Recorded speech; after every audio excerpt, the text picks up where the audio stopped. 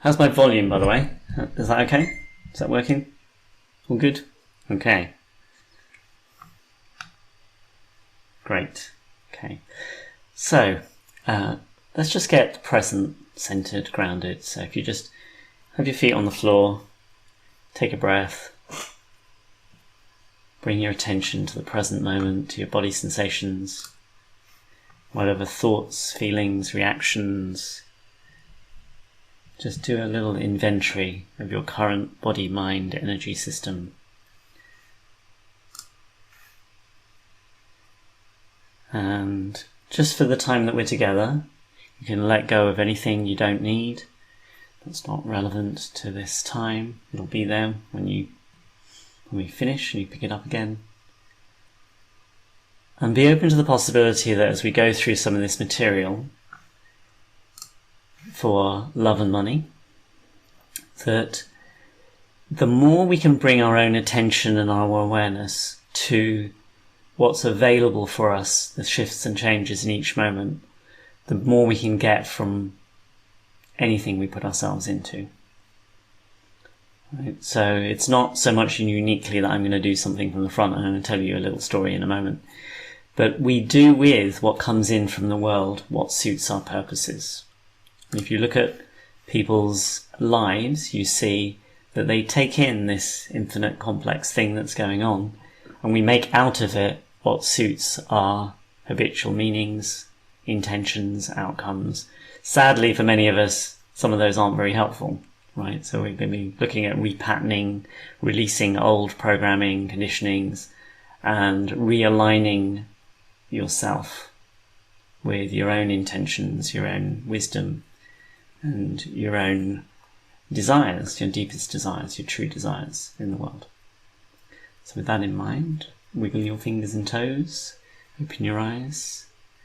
And I don't know everyone here, so I'll do a little intro. I know quite a few familiar faces from other trainings.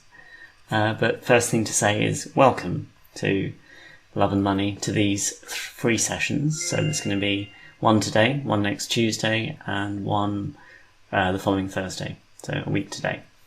And the intention of these really is to use a whole set of tools and techniques and methods and processes that release and undo internal contradictions, resistances, places where we've been fighting or struggling with ourselves, to allow for more ease, more flow, and more well-being in the world.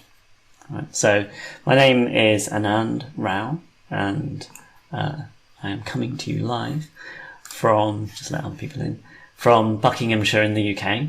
And I started personal development, spiritual development, this kind of work maybe 25 years ago, for probably the main reason that a lot of people start, which is I was very unhappy. And so I was looking for answers, for solutions to the kind of fundamental kind of questions that we have in life, which is, why am I here? What am I doing? How do I make this a more enjoyable experience? Right. And my actual background is in theoretical physics. I did a theoretical physics degree and then did a master's in engineering, joined the oil industry. And from day one, I can remember sitting in this atrium looking up at this, fancy building in Grosvenor Place in London, and had lunch with these 2 guys, and they must have been about 10, 15 years older than me. And they were talking about oil futures or something like that. And I thought, I can't do this. I can't do this for another 40 years. This is horrible. Right? And I think more and more people are having that questioning earlier and earlier in their lives and coming to, well, what is actually true for you? So in my late 20s, I started doing personal development, started in NLP, and then moved into various spiritual practices, and really moved into looking also at stage development. I'll get into a little bit today, which is about how do we evolve and develop through our entire life cycle. So not just from, we know that children go through various stages, but adult developmental psychologists have mapped much later stages of development that kind of move into what you might call spiritual, meaning, purpose, connection, individuation, all these kinds of ideas. Okay, so before I get into all of that, put in the chat why you're here. So on the front cover is love and money. Have more love and money in your life. Who's going to say no to that, right? So it's it's the two of the three big ones, right? So love, money, and health, right? And health kind of covers well-being as well in the deepest sense. But just put in the chat why you're here. What are you hoping to get from coming to this session? And this is really your intention. And then we'll just have a couple of shares and then we'll get into it.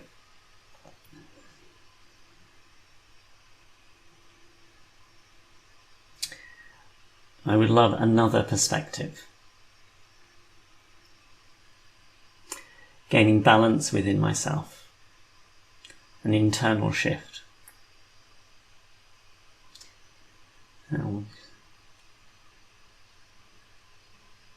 Hi Sally, good to see you again. Hoping to dissolve blocks to health, particularly in my legs. Absolutely. Okay.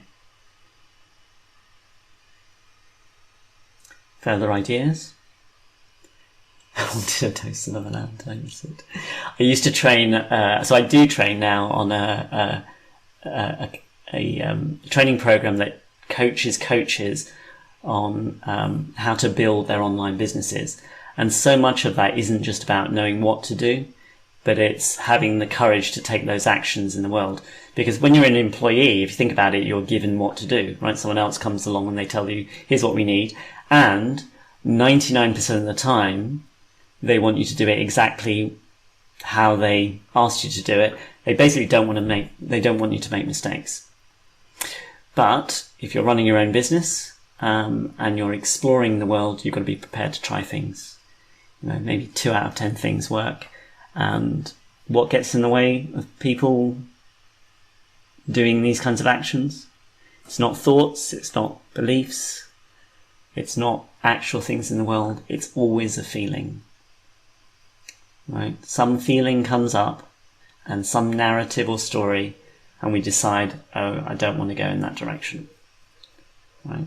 And so what we're going to look at today is some emotional regulation tools that actually come out of trauma resolution, but they're extremely effective. They're extremely safe, the ones I teach. I don't teach the ones that could cause a challenge. And the response is immediate. You should be able to notice in your body, in the moment, these resistances, these blockages, these fears, relaxing, dissolving, dropping away. Right? So even though these tools come from trauma resolution, they're very useful for everybody in terms of your emotional balance and your emotional regulation. I'd love to organically increase a greater natural flow of more love and money into my life, allowing me to living my potential, break through some roadblocks, health, ways to stay focused, open myself up to new things. I'm here for deeper clarity from the Wizard and Anne. Thanks, Sally. And some of this can appear like magic, right? So when you actually take some of these kind of frames and models I'm going to be sharing with you, then you can look at where in my life have I not been attending to my highest leverage kind of place. So years and years ago, I started reading in my early 30s Ken Wilber's work. How many people have read work by Ken Wilber? Yeah, a few people. Okay, I see some smiles. Okay. And one of the basic kind of frames he had about practices is to have a practice for mind, practice for body, practice for spirit, and practice for shadow, taking care of aspects of consciousness that are outside of consciousness that are messing us up. Let's just put it that way, right? And I kind of realised that actually most of my early life I'd lived in my head, right? How many people can kind of relate to that, right? And tried to solve problems in my head, and it was almost like, well, what is this thing that carries me around? It's kind of follows me around everywhere I go, and I really didn't attend to my body in any kind of deliberate, conscious way. And we know from people like Bessel van der Kolk, he wrote a book called The Body Keeps the Score, which is how you think, how you respond to the world kind of gets stored up in our body responses to the point where our body is speaking to us pretty much all the time, right? If we have ears to listen. The problem is most of us try and translate it into English, right? But the body is speaking a different language. It's literally kind of, for some of us, sadly screaming because it hasn't been listened to. And what we're going to do today is some processes in order to reset your nervous system So I'll throw in a couple of things because they'll be on recording. Stephen Porges' polyvagal theory, havening, which downregulates the amygdala, which is to do with flight, fight, and being frightened and nervous in the world.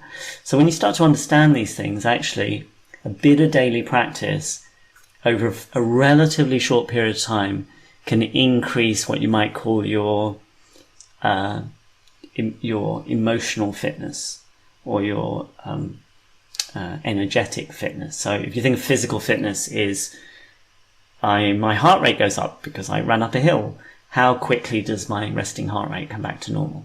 Right? And you might think of emotional fitness as the same thing. Something terrible happens and you're all freaked out. And then how quickly and spontaneously does your nervous system come back to, I feel calm again, I feel centered again, I feel balanced again. And to me, these are skills that can be trained, they can be practiced. I would say your energetic fitness is, have you ever heard that phrase, I felt knocked off, or he was beside himself, or I feel crooked, or I'm bent out of shape, right? Well, what is that kind of talking about? So when we have a kind of energetic harmony and integration, then we're more powerful, we're more agentic, we're more centered, we make better choices.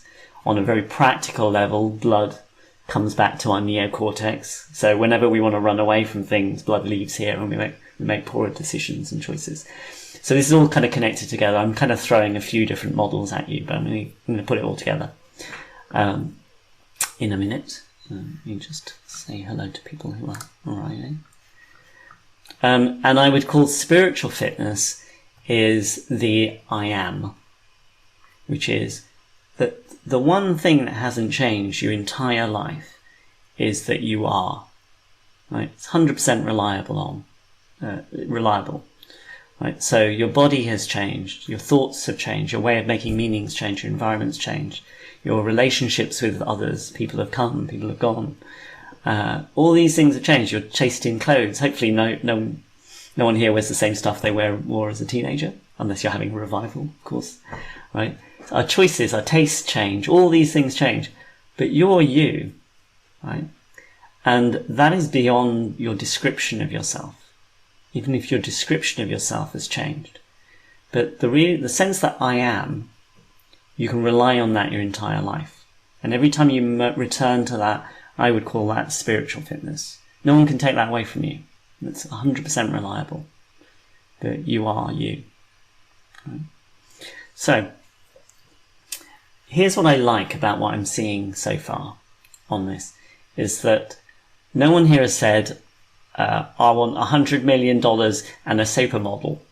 That kind of a very concrete material thing. And it's kind of, actually, years ago I was in this retreat. It was up in the Italian mountains, and this big, huge black dude. He was really good. He had an amazing laugh, like ha ha ha, right? And he was throwing cowrie shells, and it was late at night, and there was a fire in the corner, and he was telling people their fortunes, and it was more like entertainment, really.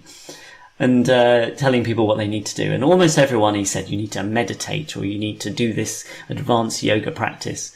And he said to me, and he said to this other guy who'd spent 5 years in a monastery, he said, you guys need to go out, make lots of money, and have lots of sex. Right, that was his advice.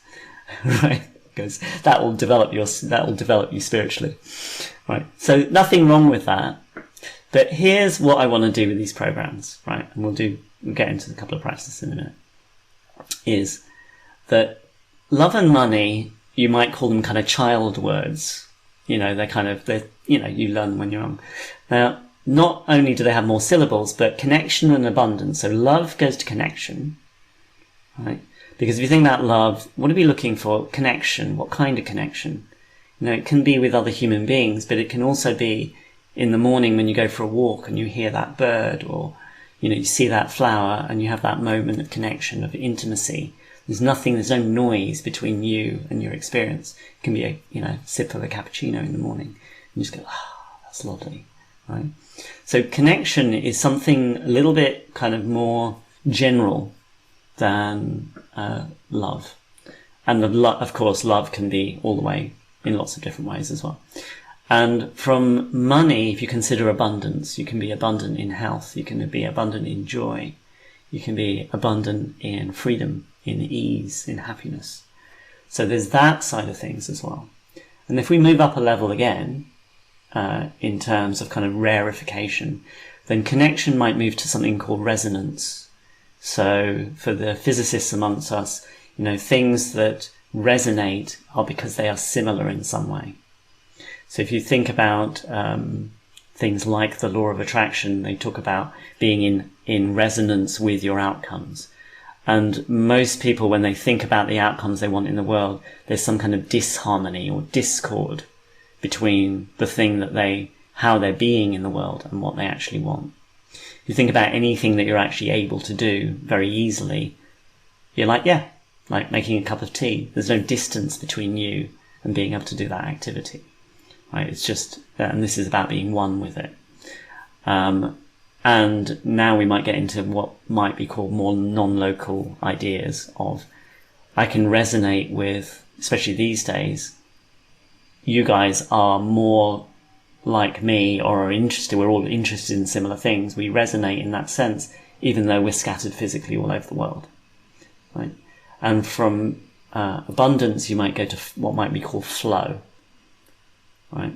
And now we're moving more and more into these ideas of the fact that we're not actually objects. Our physical body is an object, but your identity or personality is a process. Right? Your mind the thought stream is creating the idea of a self that comes and goes. Actually, you really attune to it most of the time during the day. We're not there.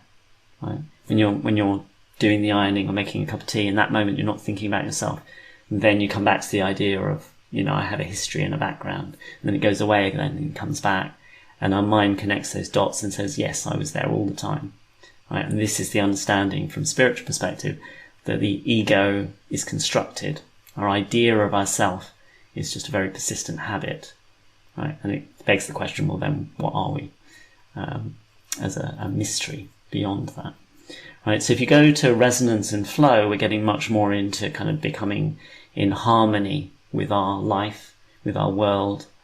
And if you think about something you do well and it's enjoyable, you find it easy, you find it natural.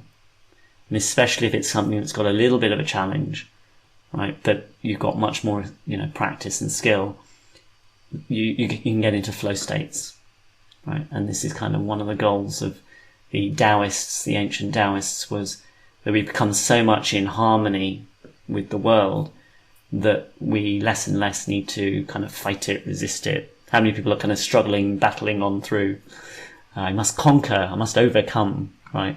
Rather than being in harmony with your world. Right?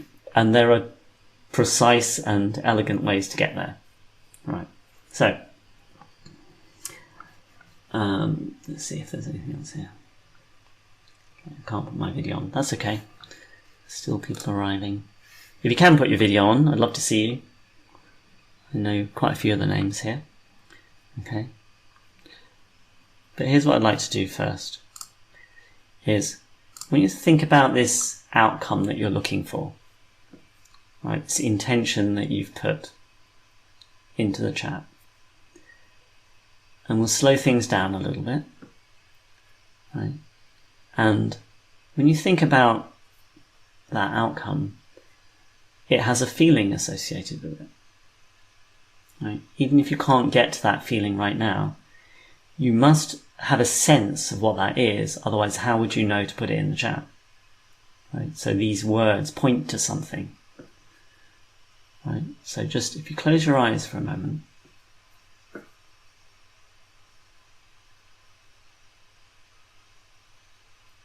and whatever you wrote in the chat, just repeat those words to yourself.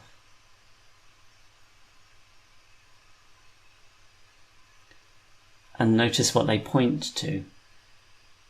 The embodied sensations and feelings. And even if you get a tiny, tiny bit of it, right, then you're on your way.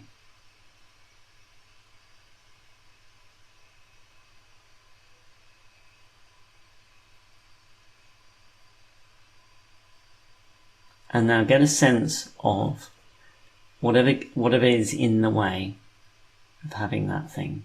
Let's call it resistance or friction. And I want you to rate it from 0 to 10. Some of you will just fully go into it, right? And this is the understanding that the mental world doesn't operate like the physical world.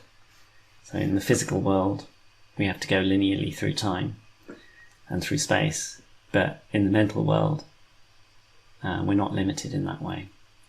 So put in the chat how much resistance comes up to being able to fully embody this outcome that you want. So Rubina gets a 9, Nancy is a 5.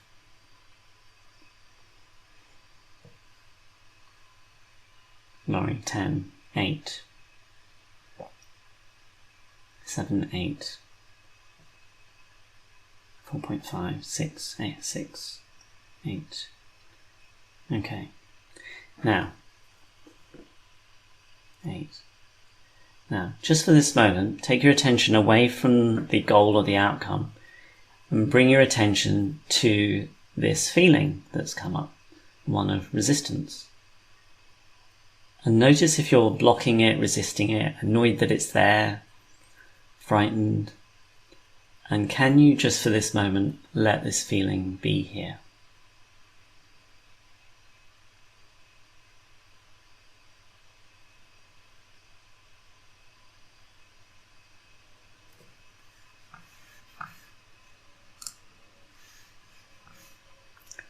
A lot of our suffering comes from trying to resist or fight what is. And the paradox is, and this is sound systems theory, that the less you resist what is, the more freedom a system has to change. And notice if that resistance is already starting to dissolve.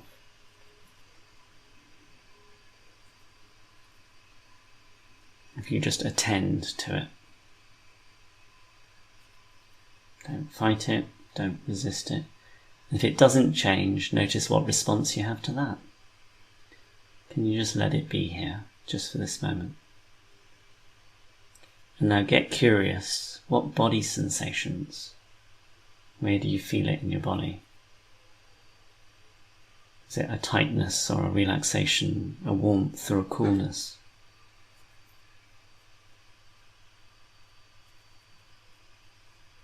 Are you tensing certain muscles in order to protect or defend? And knowing that you're here, safe in this moment.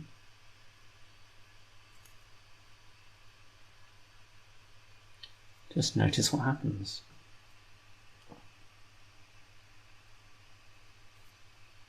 And notice in this moment we're not doing any process as such. We're just bringing awareness, consciousness to the response of the resistance and then our resistance to the resistance. And as best you can in this moment, see if you can let that go, only as much as releases by itself.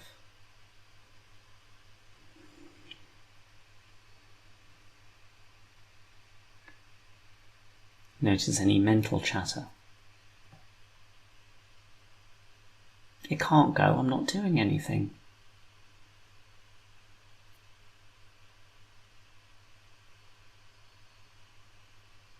And then open your eyes. Take a breath in through your nose, out through your mouth.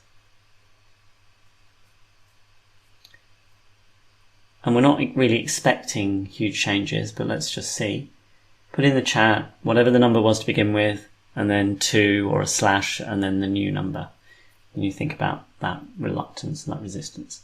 And if it's the same, that's okay for now.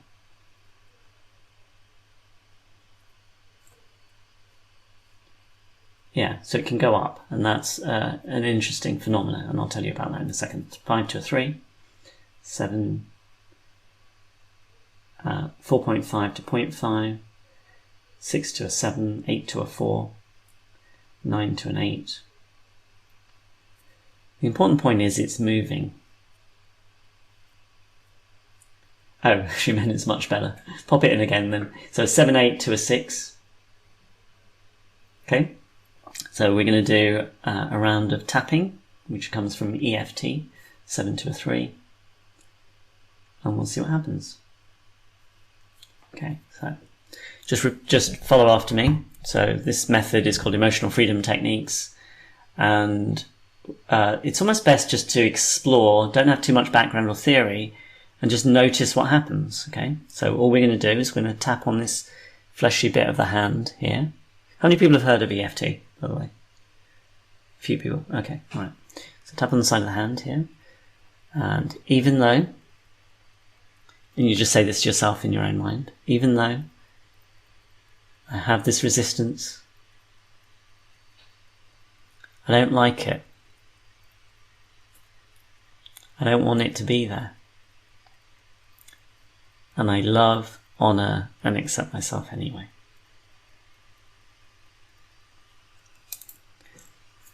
This resistance, let's tap where the eyebrow meets the nose, it's doing something. I think it's just getting in my way. But maybe it has its own purposes for being here. Maybe it's just old conditioning and programming. Maybe it's keeping me safe. It's certainly keeping me stable and coherent, even if I don't like it. Deep breath, in through the nose, out through the mouth. And put in the chat whatever the number was. You should have 3 numbers now. So 7, 3, whatever. 10, 8, whatever. And we'll see. The other day I did this and I got people to put it after their name, but it got too complicated. But it's quite nice because then you can see on the screen a whole bunch of people and their numbers dropping. So 863, 4.5 to a 0.5 to a 0, 676, 432, 1087, 732. Now, if the number goes up, typically what can happen is if we're resisting a feeling, right, kind of holding it down. So one part of us is trying to have a feeling, the other part is kind of holding it down. And we release the resistance, it can feel like the number got bigger.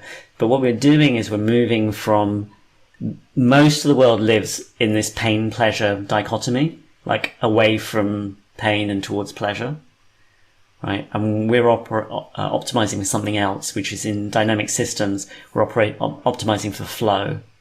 Because if your emotions are flowing, then you don't actually suffer as much. Has anyone had like if there are your own emotions, they can be really nice. So like a poignant sadness, right? If your own emotion and you're not fighting it, it can be quite nice sometimes to feel a bit melancholy, right?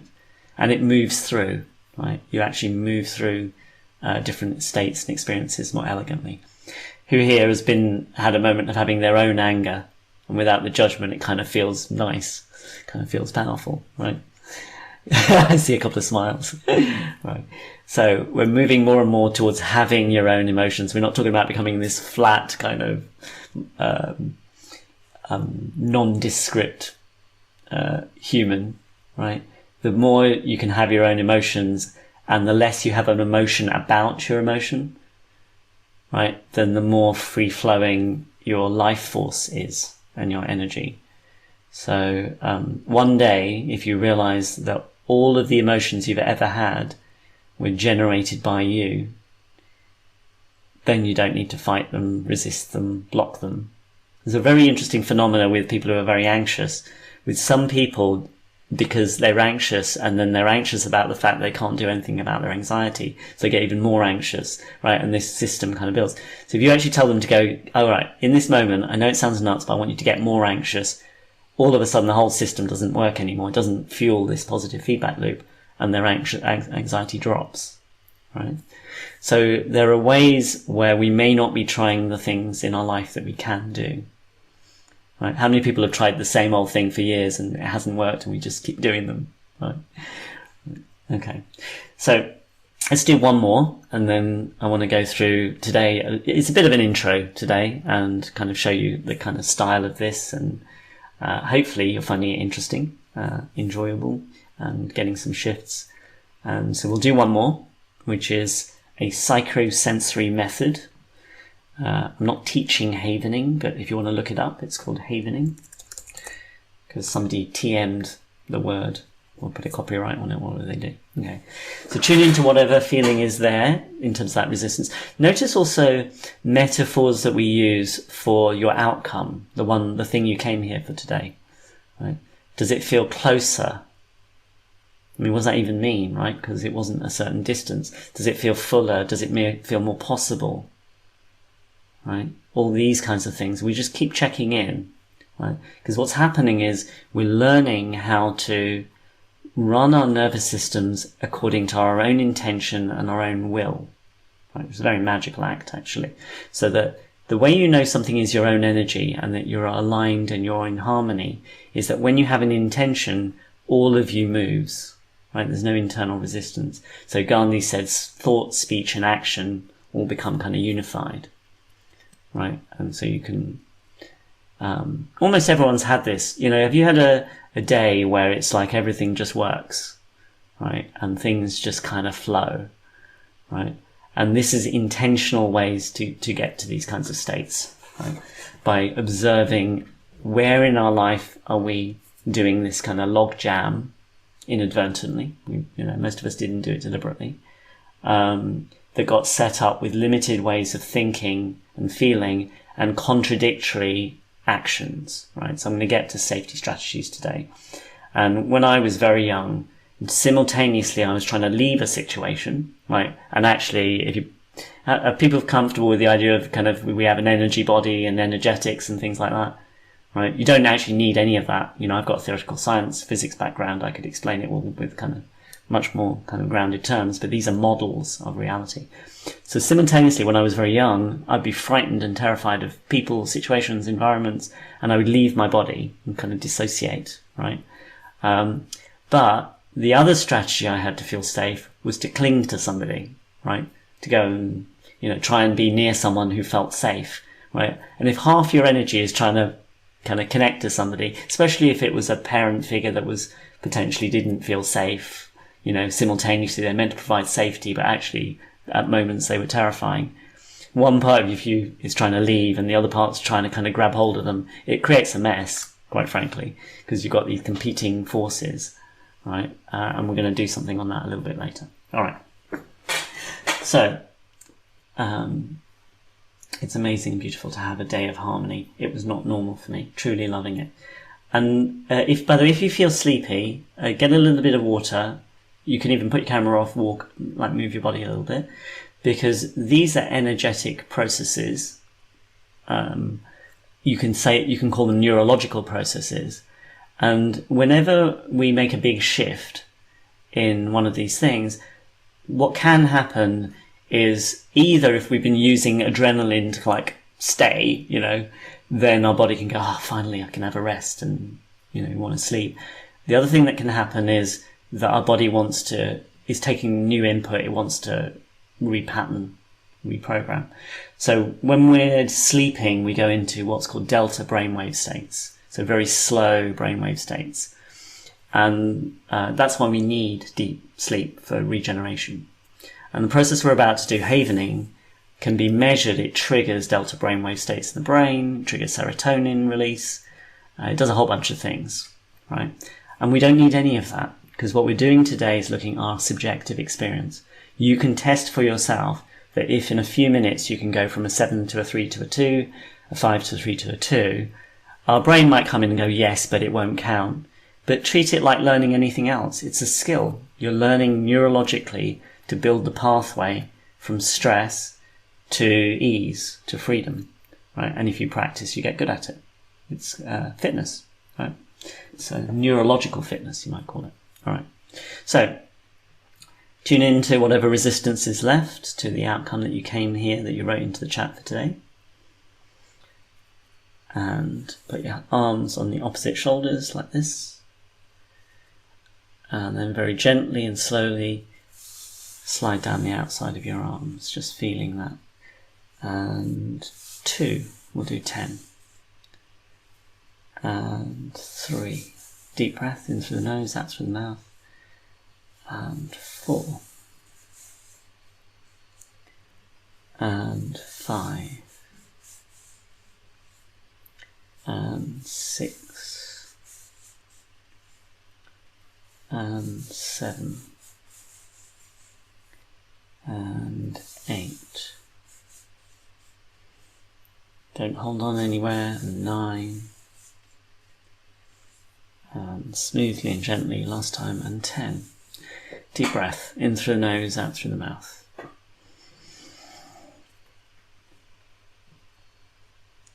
And just notice what that's done to your state, to your physiology, your muscles, your mind. See if thoughts have slowed down. And this is the critical component. This is where the repatterning actually happens, which is now from this state, from this new lens. It's kind of a 3D lens, body, mind, energy, way of perceiving, way of being. Tune into that resistance or hesitation or whatever was there, and let it dissolve. Let this state resolve and dissolve any remaining resistance to you being able to have your outcome. And if anything pops up, that's just the next thing. But for most of you, it'll either feel simpler, easier, resistance will feel less. But far from me saying it, why don't you check, tune in, always be truthful with yourself, and then just put that into the chat. You should have 4 numbers now, if you're following along. And while you're doing that, I'll say a couple of things. Right, so anything that's like a 5, 6, 7, right? With these kinds of tools, and with a bit of practice, you can get it down to a 1 or a 2, right? Or something else comes up and it's just part of the process, right? And it won't take that long, right? Shifts. There you go. Havening did it, right? And everyone has their kind of pet processes. This is why I went through and collected like 20, 30 processes, because everyone's different and everyone has their thing of, oh my God, that's amazing. And then someone here, at least one person will have the, like, why didn't I find this 20 years ago? I'm furious and I didn't need to suffer and all that. Like, and then one day you'll see why everything had to be exactly how it was your entire life. And you'll say, I wouldn't have changed a thing. Okay, 7, 3, 2, 1, 8, 3, 3, 1, 0. Even released a few other things. Fantastic. 8, 6, 3, 1. The important thing about this is you can see other people. You can see how predictable this is. Right? It's not mystical and strange. I mean, it is magical because we're all amazing. But with known direct physiological processes and knowing how to apply it, which is what I'm going to go into in a minute, the different models, we can get systematic change in a relatively short period of time. And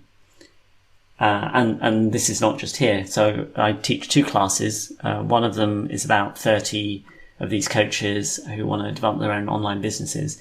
And the more they release these old patterns, the more they come back to their own agency and choice and freedom and happiness. There's a few people here actually from one of those classes. And the other is a big group. Yesterday I had 100 people. And a very interesting phenomena happens when you have a big group. Because every time, maybe you can take this for testing later, when one person shifts in a field, in a group, it's almost like it gives permission for everyone else to kind of shift. We are social creatures quite substantially. And therefore, in the programs I teach in, seeing other coaches succeed, here, seeing other people going down to a 1, maybe you didn't right now, but with a little bit of practice, a little bit of repetition, maybe some other techniques that I'll show you, you can get these same kinds of changes. And then the most immediate thing then that next comes up is, well, what does that mean? Right? I've been struggling with this for ages, with resistance and blocks and resistances. And who will I be is a very common thing that starts to happen. Years ago, so Ken Wilber, who's one of these principal guys, would say it takes 3 to 5 years to go through a stage development. And if you think about your life, you've probably been in a few stages where you go, that stage I was like this, and then that stage I was like this. maybe 3 or 4 years ago, I got to the point where the cycle time was about 3 months for going, I feel different about myself. I feel like a different person. I'm not completely different, right? There's someone here who knew me from 30 years ago, and there's a lot of me that's still the same, but there's a lot of me that it just is not the same as it used to be. And this is doable now, right? So, Wilder, thank you. I feel so relaxed. Great. Right? Sometimes people feel more relaxed than they have in a very long time. Fantastic. So, thank you, Stephen. So, I want to go through today, principally, the intense healing. Great. Yeah. And thank you for he's a wizard. But I want you to also get that this is learnable, this is doable, this is available, right? That, because there's too many gurus in this world. Follow me. That kind of stuff. Not interested. I would love for people to get free, get happy, and live their lives. So I'll answer a couple of questions about the Someone Write private chat in a minute. I'll include it in my answer. But I want to go back into, let's see, how are we doing for time? How are we all feeling? How's it? I'm getting some, yeah, great, good. Okay, so, what is the time? 45 minutes. Okay, so we'll go for about an hour and a half as promised, and then I'll stay for half an hour and do Q&A and some laser coaching with individuals. Yeah. So, okay. Let's go into this thing to do with stage development.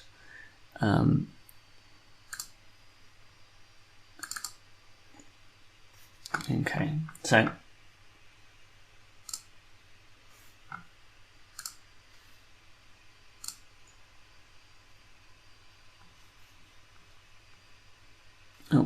stop share.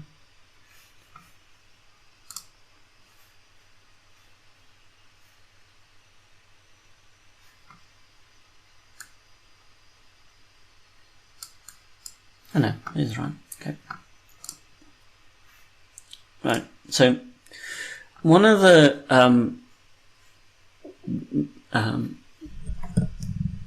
main researchers, I guess, psychologist Piaget, who was stage development has existed for ages, but he was the first one to kind of formalize that we recognize, all of us intuitively recognize that a child from 0 to 2 years, and of course there's lots of changes in between, is kind of fundamentally different from one that's kind of 4, 5, 6 years old.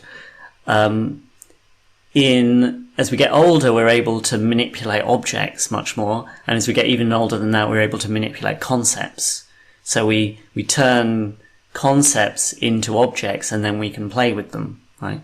But the key idea is this doesn't stop. Right, so there's a few different models. How many people are familiar with Piaget and stage development?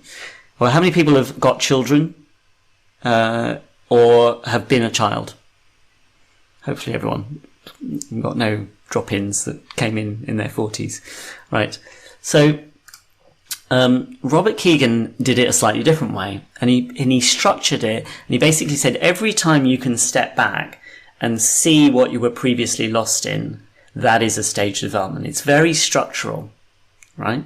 So a kid who's in this kind of impulsive stage, there's really not much difference between, a real dog and a dragon, right? This is the one where the little kid turns to you and they want you to be part of Oh, something's gone wrong. Hang on. I need to give you the ability. Did someone put in the chat? What's happening? See a large black screen. Okay, that's no good. Okay, let's try that again.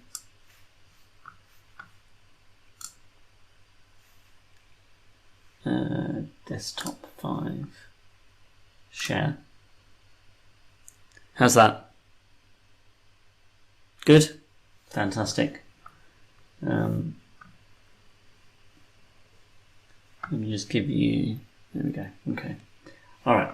So I need to go back a step then. All right. So this was Piaget's stages, and the basic idea is that we recognise that children kind of go through step changes as they move through the kind of early life, right?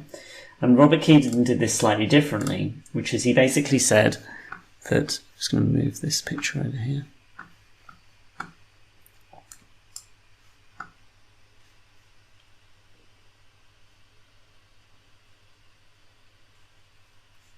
Okay. That's not going to work. Give me a second.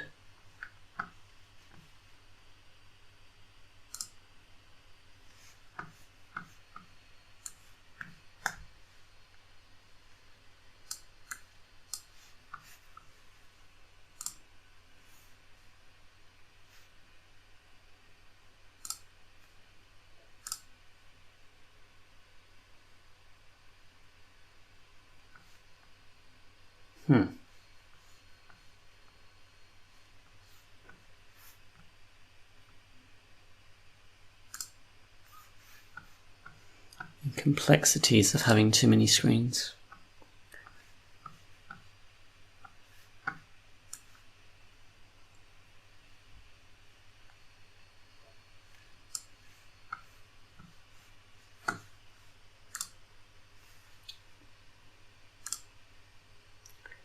Desktop 4 does say that one. Share. Right. What can we see? Can we see a little kid with a dog and a dragon? Yes, thank you. Oh, okay, good. All right. So Robert Keegan had a slightly different model of this, which he basically said every time you can take yourself out of what you're lost in and kind of have it in front of you, essentially turn subject into object, then you get one more degree of freedom, which gives you more options and choices in how you respond in the world, right? So this is this kind of early impulsive stage where the kid can't really tell the difference between a dog and a dragon, and they might start a story halfway through and they expect you to know what they're talking about, right? So I don't know if you've kind of seen that, been around that kind of thing. And the idea is that every time you move forward a stage of development, what can you see here, that within the mind of this slightly older child is this previous impulses.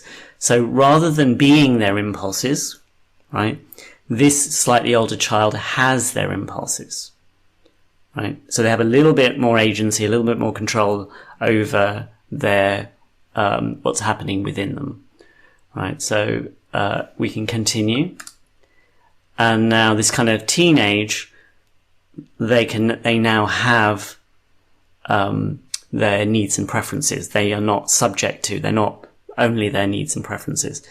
And the idea here is that this is kind of teenage level, and this is why these transitions are so confusing. The third order is the first time you can reflect on yourself as a person, but now you're made by everybody else, their ideas of you. You think that is you, right? And that can continue for many people through much of their lives. So if they have the role of CEO, let's say, and then they get fired, then their whole life can fall apart. Or if they are a wife and then they get divorced, because their identity is linked, the role they're playing in the world is linked to who they are. They think that is them, rather than this is they have their relationship. You have a role in the world, rather than you are that role, right? And someone who realizes that they are playing different functions, different roles in different contexts, and that their idea of self is constructed, doesn't get devastated or destroyed when the conditions in their life changes. Does that make sense? Right? So most people in this, Robert Keegan reckons it's about 30-35% of people never come out of this. They will live their whole lives as a role, and they might move from role to role, but they won't realize they're the one playing different roles, right? Which is this, what might be called self-authoring, right? Now, in history, this would be, a slightly older, middle-aged person, but this is happening younger and younger. And the key thing here is your ability to self-regulate massively goes up, which is what happens with these tools as well. Your ability to self-author, to write who you are, to choose your principles, and who you're being in the world, independent of others. So if you think about the program I train on, in order to be an entrepreneur, you've got to be robust enough as a self to weather the uncertainty of what happens when you try different stuff in the world, and some of it works and some of it doesn't. It's not a reflection of who you are as a person, right? So it's better with the identity of an entrepreneur to think of the idea of you're successful if you're continuously testing, putting stuff out into the world, seeing what works, seeing what doesn't, responding to the world. It's a much more dynamic relationship you have with others and with existence, right? So that's Robert Kegan. And really the move that makes a big shift is this third order to fourth order. And what I talked about earlier, which is moving into this more resonance and harmony and flow. I recently did a program called Magical Mystery Mastermind, because it weaves in this magic, because it can seem like magic when you do these processes in groups and practices, and also moving more into the mystery, right? Because the whole idea of stage development is every time you move to a new stage, it's like the world is made anew, right? So if you think about if you think about in your own life, right, you will have gone through a transition where how you're thinking was inconceivable to your younger self, right? And for most of us, we don't reflect on that. But if you do this kind of practice more and more, you start to move through multiple stages, multiple kind of ways of being, your ontology in the world, how you experience existence. And there is a fifth order where you start to realize you were never a separate self. We are always woven into this holographic existence. And then it starts to become possible to do less and less and trust in life and the life process, because that is you more and more and more. And then all kinds of magical and amazing things start to happen. Not to mention feeling sense of harmony, belonging, that you can get a sense that you were never out of place. There wasn't a single moment that you ever experienced where something needed to or could have been different. Once you make that shift, profound acceptance of your life path forwards and backwards in time. So this is kind of moving forward. This is like your future states of what's possible. Third order, fourth order, fifth order. We can go back the other way, which is how many people have heard of attachment theory and the relationship to, so when we do some of these processes on this kind of level, people get quite big shifts in their lives. Now, what used to happen in traditional therapy is that, the classic tell me about your childhood, is that things weren't changing fast enough.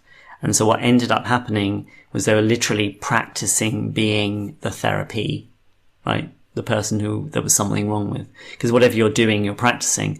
So if you're going to practice something that solves a problem, it's got to solve the problem faster than you're practicing saying, I have a problem, I have a problem, I have a problem. Otherwise, that's what gets practiced, right? So it's a trade-off between these two things, right? And then the thing I want to do a process on is something called organismic rights. This is Wilhelm Reich, right? So all of these are very early foundations, and you tend to get quite big shifts if you resolve, if you know what I talked about earlier, like really targeting very cleanly within your holographic system where the highest leverage points are, right? And so this is the value of being able to kind of attune, or have someone attune who can go, okay, just go right there, because I think that's when your highest kind of elegant move is. I have a friend who's fifth Dan in Aikido, and he said, if people are push-pulling like this, there's always a direction, kind of perpendicular, where there's absolutely no resistance. And so you can think of dynamic systems like that they're very stable if you try and push on them in inelegant ways. But sometimes, if you've ever read a book and like one sentence or someone said something to you at one moment and your whole world just reorganized and shifted, that is the kind of elegant leverage points that are actually always available in dynamic systems. Right, so we kind of look for those. All right, so let's go through these. So I'm going to put them in the chat and stop sharing so I can see you all.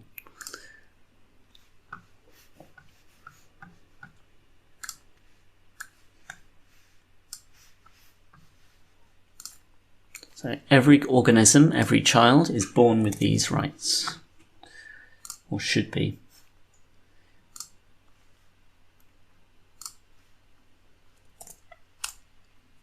Okay, the right to exist, the right to have needs and wants, the right to take action in the world, to assert yourself, the right for consequences of your actions. So if you think about a parent that constantly takes away the consequences of their child, the child doesn't learn to individuate.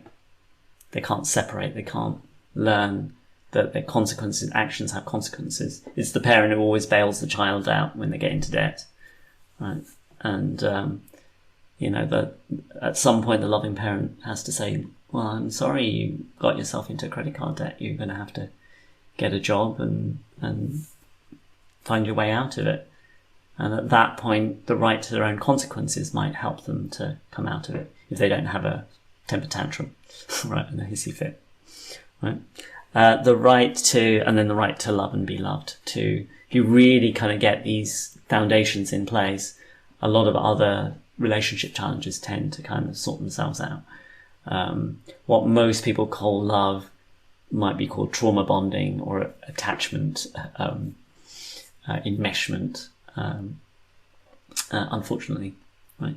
But when you fully individuate and then you're with another, then you can have this kind of creativity between you. Does that make sense to people? Is that right? And that's kind of where we're at moving through in this time in existence. All right. So here's the thing about development is if there's a bit missing, it's very hard to move to the next level, right? So if you think about someone who doesn't feel like they have a right to exist on a fundamental level, right? They're apologizing for themselves wherever they are and going, oh, sorry, I shouldn't be here. And if they don't have their right to their own needs and wants, they go, well, yeah, enough about like, what do you want? The classic empath or the martyr or the people pleaser who's kind of always serving others. It's really hard to assert yourself in the world, right? Because you're being undermined by more fundamental needs of the self, right? And I see a few serious faces. The good news is we can handle some of this stuff relatively elegantly. I'm not promising miracles, but miracles do happen, right? So it's good to know that. And here's a question for you all. Does this kind of make intuitive sense to you? Even though you've never heard it before, it's kind of like you can kind of people, or it kind of makes sense that, you know, if you're completely apologetic for being yourself, it's really hard to kind of individuate and go, I am this in the world, right? They kind of go in order. Thank you. Lots of yeses, right? All right. So let's do a different process. This is from, I like to give credit where credit's due. Tapas Fleming developed this method called Tapas Acupressure Technique, TAT. I see myself more as a kind of a curator, and, you know, I have a museum of art, and the art is all these different methods, processes, models, and if you put them together in the right way, you can get a very elegant system for kind of relatively fun change, hopefully, as well. So there's Tapas Fleming. And so we're going to go through the rights, the organismic rights, and so I'm going to ask you to hold a pose with your hands. And while you're doing this, your arms might get a little bit tired, so I might give you a rest in between. Okay. But first of all, just have a little stretch like someone did. Okay. And then put one hand on the back of the head where the occipital lobe is, like that. So actually on the skull part. And then take your thumb and ring finger and put it on either side of the nose, like that. Just where the bridge of the nose is. And then the middle finger just rests gently in the centre of the forehead. Here we go. The index finger does nothing, just floats about. Little finger does nothing. And I'm going to say some words, and we'll just tune in, see what happens. Trust there's a part of your mind that knows how to do this. All of the origins of any aspects of you that don't feel like a right to exist or a right to belong. And that could be with new groups, with richer, more successful people, more famous people. It could be anyone, right? Can heal release, and resolve now. All of the origins of any thought that says that you don't absolutely have a right to be here, fully and completely, on planet Earth at this time, can heal, release, and resolve now. Across all aspects of your psyche, across all dimensions, across all lifetimes, across all systems of meaning. So that you can, in a very embodied sense, feel that you have the right to exist. How do we know that? Because you're right here. Okay, we'll do one more and then we'll take a break. All of the origins of anybody that told you you don't have a right to your own needs and wants, can release their energy, release their thoughts, their programming, their conditions, their introjections, it's called. Anything you took in from anyone that's not yours, that's not useful, can heal, release, and resolve now. You have fully a right to your needs and wants. And anything that says otherwise can heal, release, and resolve now. Okay, just take a little rest, just shake your hands out. Go, take a breath in through your nose, out through your mouth, and we'll do the others. And back into that pose. One hand on the back of the head, thumb and ring finger on either side of the nose, middle finger in the center of the forehead, and all of the origins of anything that says you don't have a right to assert yourself in the world. Any fear, any concern, any fear of conflict, challenge, disagreement can heal, release, and resolve now.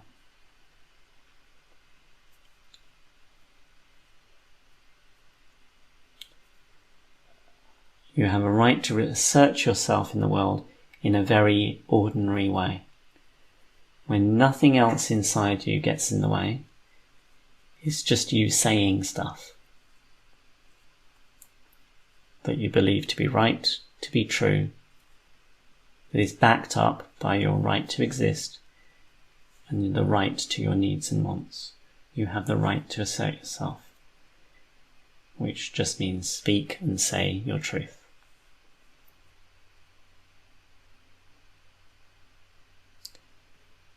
Any fear, concern, or worry about opposition can release, dissolve. You can get conscious to, present to. You can feel your grounding, solid, present, available to respond.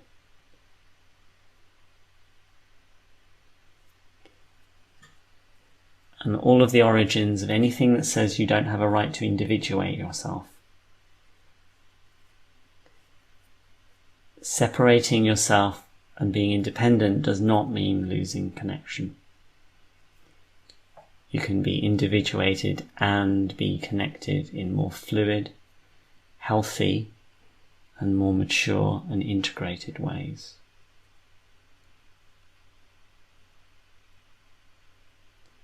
If you can't immediately think what that is, just ask for a download. A bit like Trinity. Tank, I need an instruction manual for a X-172 helicopter. Some part of you knows you can be individuated and connected at the same time. Deep breath in through the nose, out through the mouth. And relax your hands, and because it can be a bit tiring, so shake. And release anything from, just feel across your body and just, maybe just pat yourself a little bit.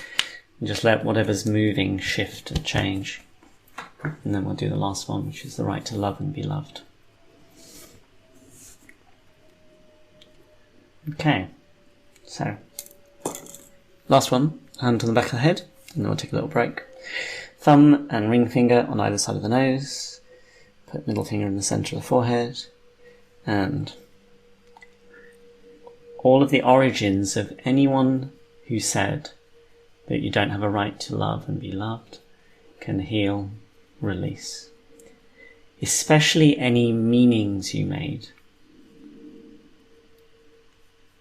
about thinking you didn't deserve love, that you shouldn't be loved, that you were bad and wrong. Any of that, not your energy, can heal, release, and dissolve out of your body now.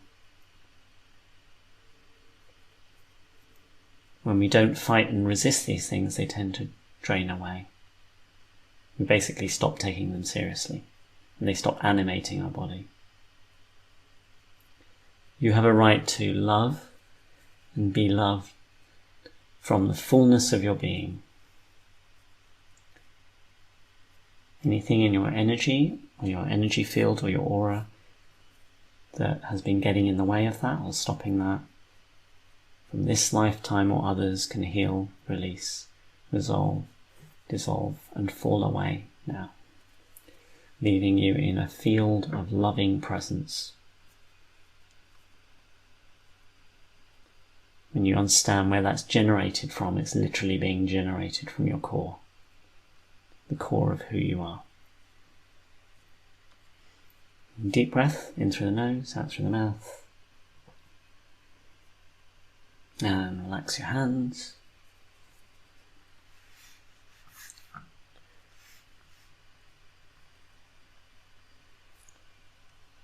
And now consider that when we shift like this, how many people are feeling kind of in a fairly different state than when we started? Right? Okay. Now, some of you that might be pleasant, lovely, nice. Some of you it might be like, wow, I've just put my nervous system and my energy system through a workout, right? And we'll go gentle, right? If you feel enough is enough, you can just kind of ease. So if you are feeling better and you're feeling weepy, the body, there's a meaning to crying, right? So sometimes the body cries for a couple of reasons. One is we're letting go of energy. The other is we're letting go of tension. Sometimes there's just sadness and grief and loss. And it's really to be honoured with sacredness that we might have held on to something for so long, and we're finally the relief of being able to let it go. Can bring up tears.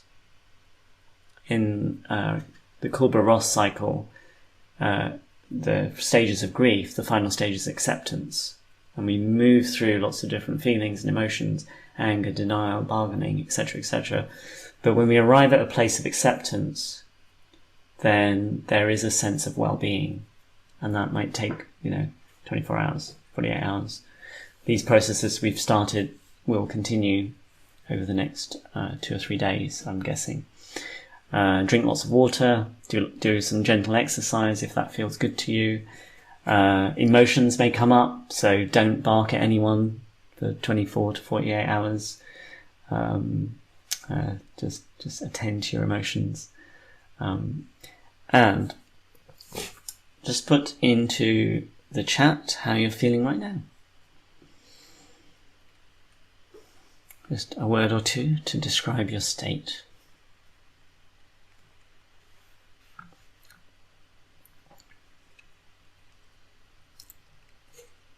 Calm and undistracted, calm on another plane. Relaxed, calm. Feeling lovely. Great. Okay, gratitude. Cool. Very aware of how I felt earlier. Okay, so how are we doing for time? So we'll do 15 minutes of this kind of part of it. I'm tempted to go through the other piece of stage development, because today, I guess this is what we're doing, right?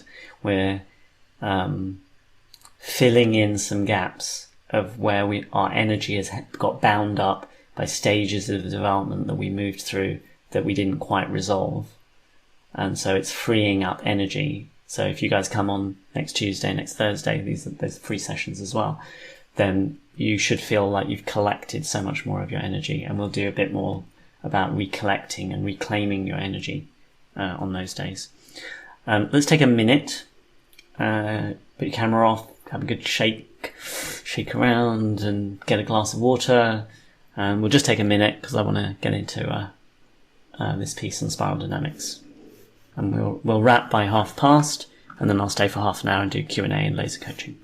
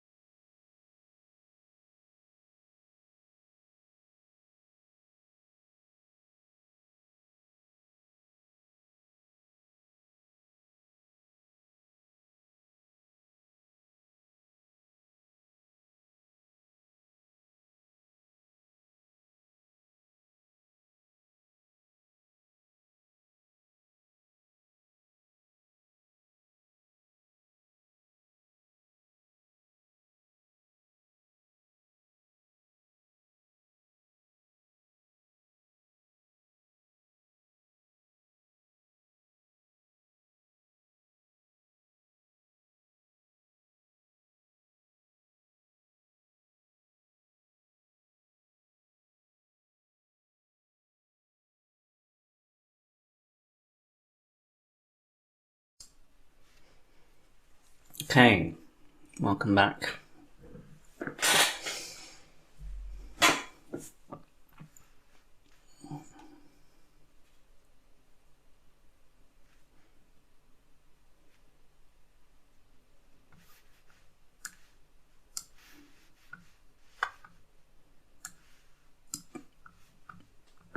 I should know by now there's no such thing as a 1 minute break.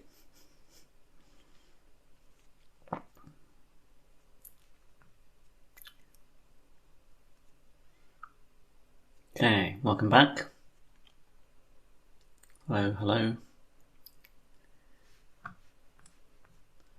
Okay. So, to summarize, just to kind of put it into context, right? So there's two major things we've kind of been looking at today. One is emotional regulation tools and techniques to bring the charge down on a reaction in the body sensations, right? If you do that every day, 5-10 minutes, and I'll probably send as a resource list after this, so you can go and look up some of these methods and processes. But you'll have the recording, and it is as simple as repeating what you've seen, right? So it's tune into the thing you want to change, tune into your body sensations, measure it from 0 to 10. Normally I do it as 0 is I'm totally comfortable, fine, free, no problem at all. 10 is resistance, blockages. Do the process that you're going to do, either EFT, Havening, TAT, any of those. Measure again. And then the last piece is you go, okay, so how does that change things now? Because that's when you're looking through this new body-mind lens that you've created. And that's the moment when you literally see new things, do new things, be new things. It doesn't actually have to be conscious. If you do this process enough over a period of time, 5-10 minutes a day, then you will see shifts and changes. There isn't any doubt.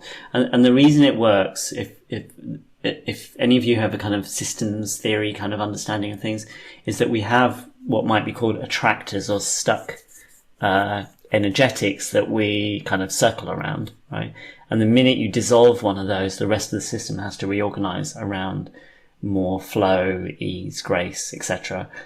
But the challenge with this kind of work is that in conventional coaching, it's very linear. You go, I do this change, I want this outcome. Whereas here, we're creating integration and wholeness. And you might find that this area of your life that you've never worked on or never considered suddenly gets better, right? So we're kind of going for a longer term strategy, a deeper strategy for health and integration and well-being.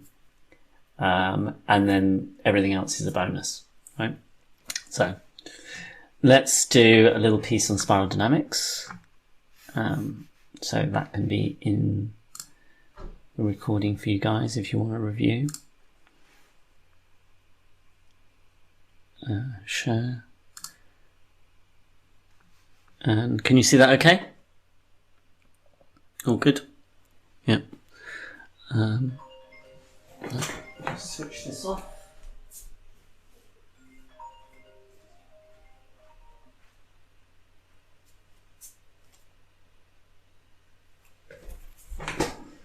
Okay, so spiral dynamics is a model that was created by Don Beck and Christopher Gowan off the work of a psychologist called Clare Graves. And what Clare Graves noticed was that cultures move through different stages of development. So this model, rather than having numbers, they put kind of colours to it.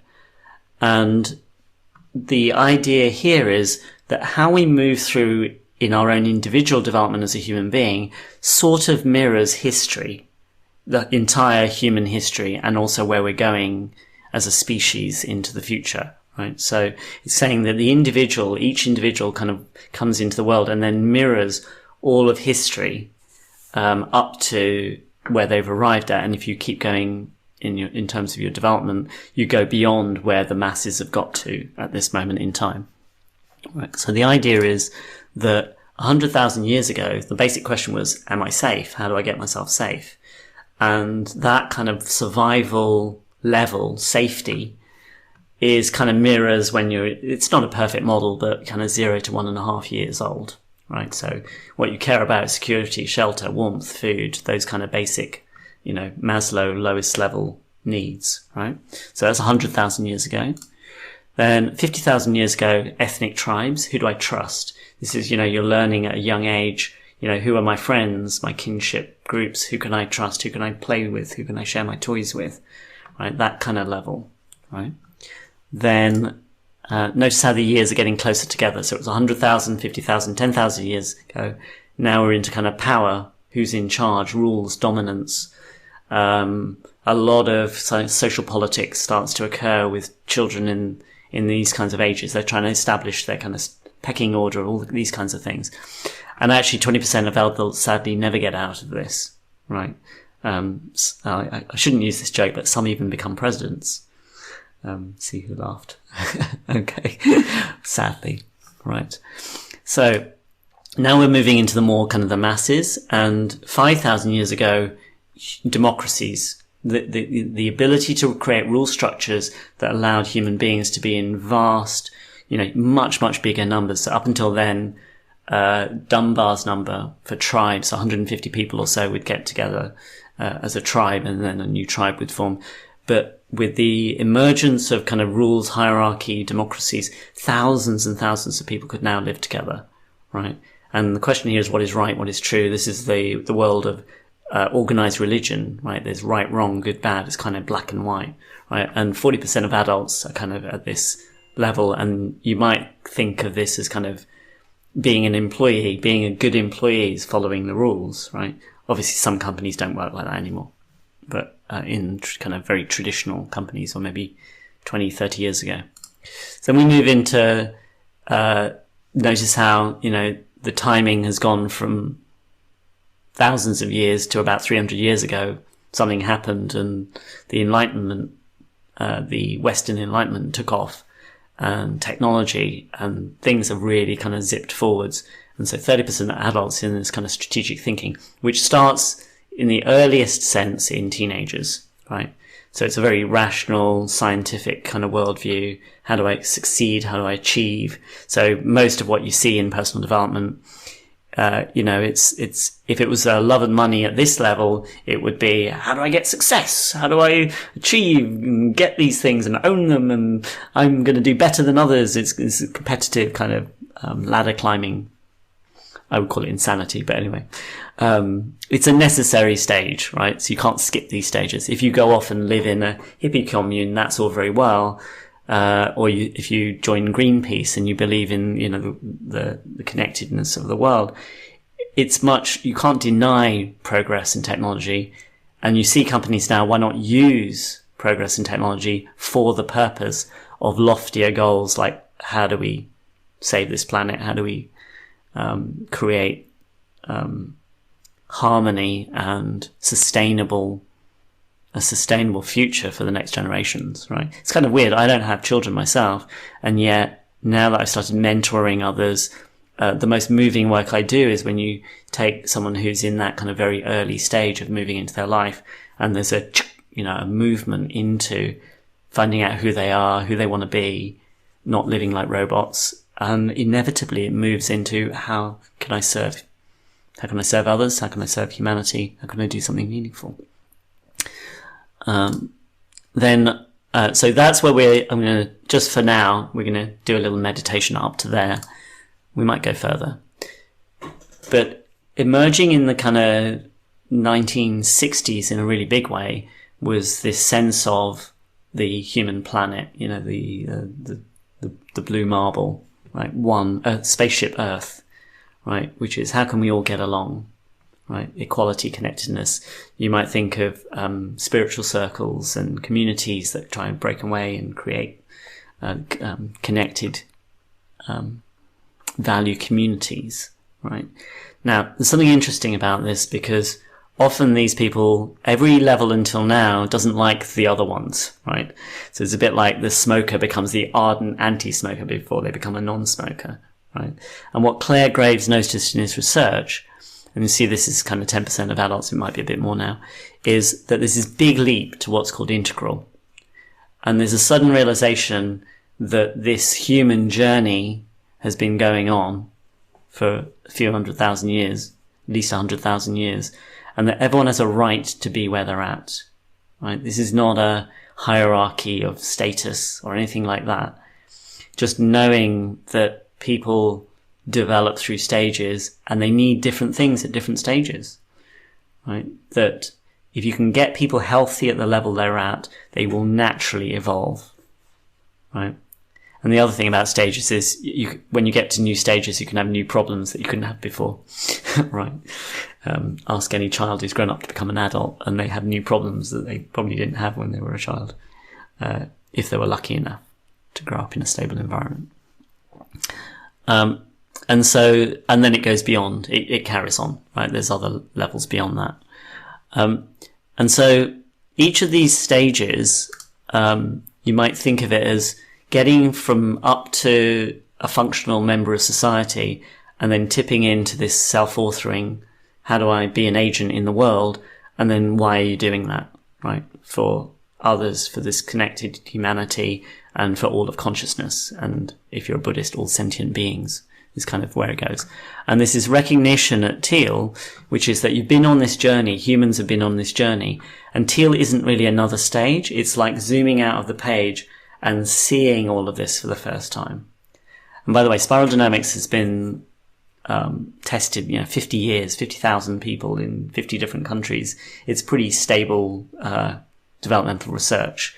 And other people, when they do their own models, there's a lot of parallel between all of these different models. They tend to kind of mirror or match each other, right? So this is an example of a whole bunch of different developmental models, independent researchers, and you can put them next to each other and they kind of line up pretty well, right? So you don't need the incredible detail of this, but it'll be on the recording.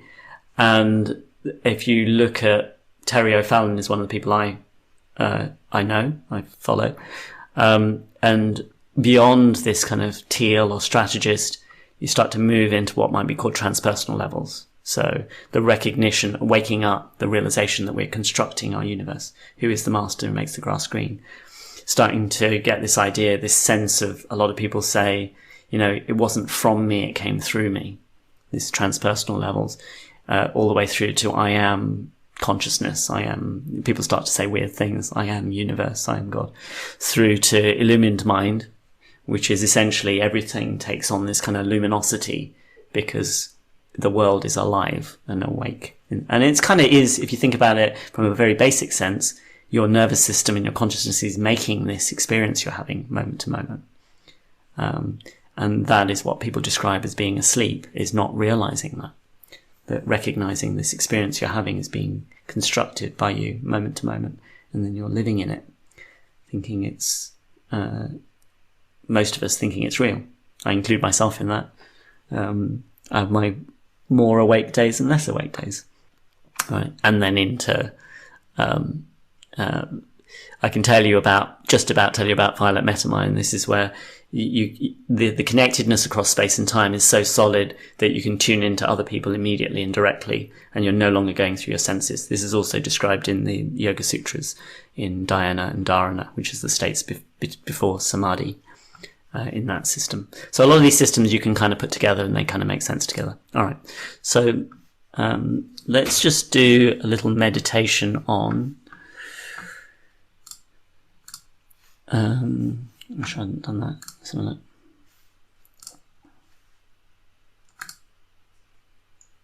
Can you see that again? Yeah. Okay. So these levels, you can kind of map them to safety, trust, power, rules. And if you do those, we are so much more powerful as agents in the world to take action in the directions we want to do.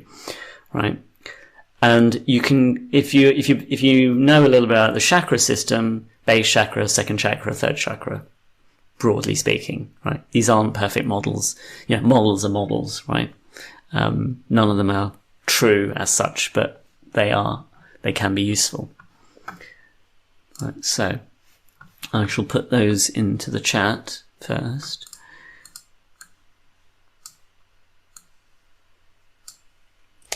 Don't actually need the colours, but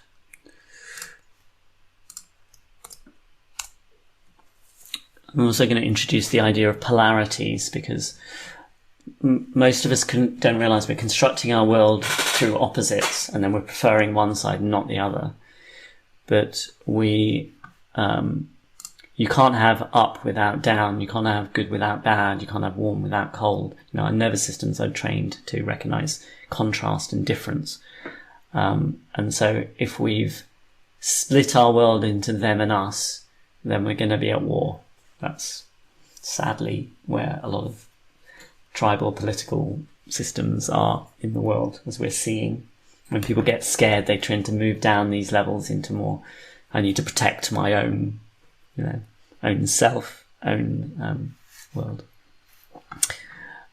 All right.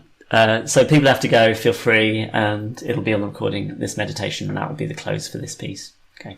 So put your feet on the floor. Bye, Sally. Put your feet on the floor and tune into your body. Have your spine nice and straight.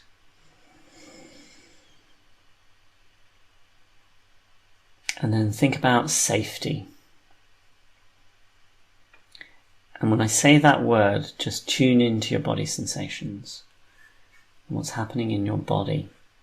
Not your ideas or thoughts, but just your body.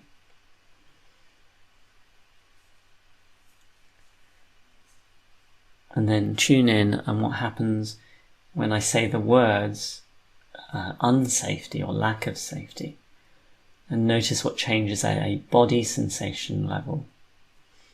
And then breathe, relax.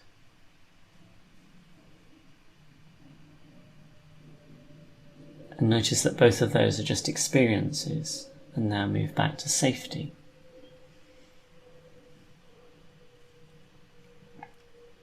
Notice the preference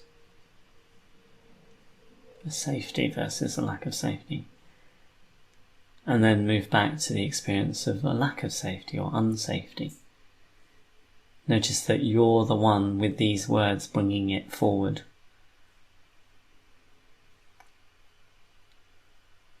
You have choice over the file that you're bringing up. And then back to safety.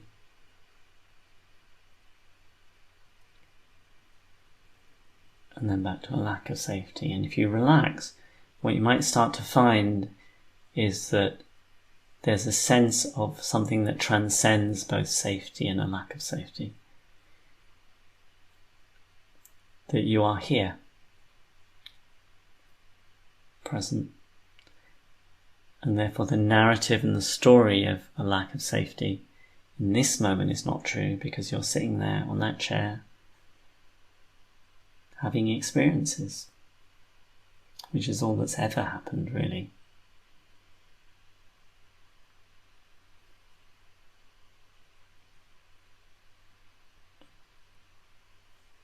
And so, as you think about that, what's it like to have a deeper level of safety? And truly learning the foundations to build upon. What does safety and having safety allow for you?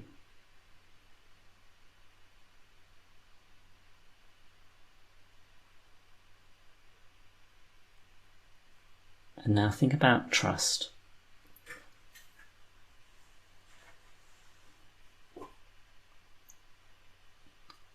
And then think about any doubts or fears or concerns and breathe, relax, release. And then return to trust.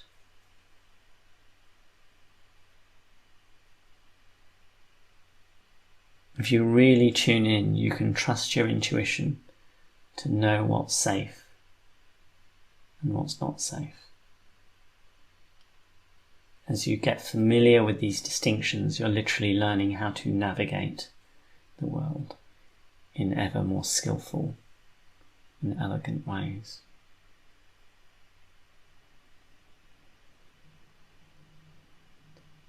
And notice that you can trust, that you can attend to your body, attend to your sensations, attend to the present moment. And you have a lifetime of experience. As you start to follow your intuition and your trust more and more, you can start to feel a sense of agency, of power. Third chakra, sense of self. When you build power, authentic power, on top of safety and trust, it's a much more gentle power. It's an inner knowing and a self-assuredness.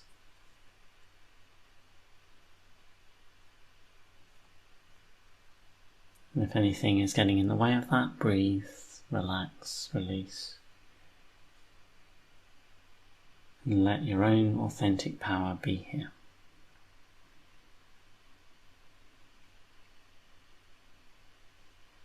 And as you build that foundation, think about rules. And a right relationship to rules is when you let go of other people's rules, and the ones that you want to follow, the good ones, the ones that are handed down to you, you can claim those and own those as your own. This is when you start to build what might be changed from rules to principles, your own guidelines, built on your own power, through your own trust, in your own safety.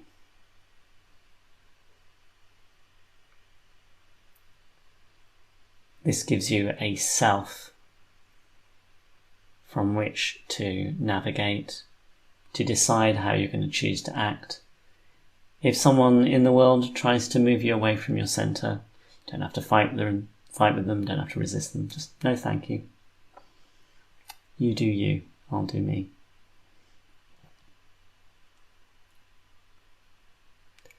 And now consider from this state how much easier it feels to take the actions that you want to take in the world when you have your own safety, your own trust in yourself, in your own power, following your own guidelines and principles. Actions can start to become intuitive and obvious. It's almost like a red carpet rolls out and provides the pathway, the steps to take into your future.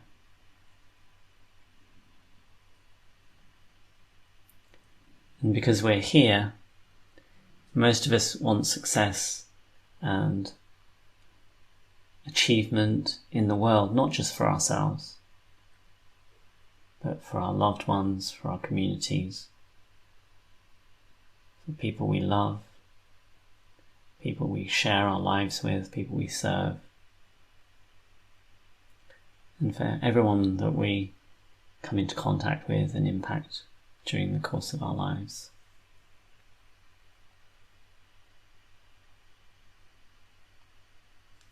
And this recognition that a right relationship to the stages of development that we've been through can build a strong foundation for creating love and money, connection and abundance, resonance and flow, harmony and belonging in your life.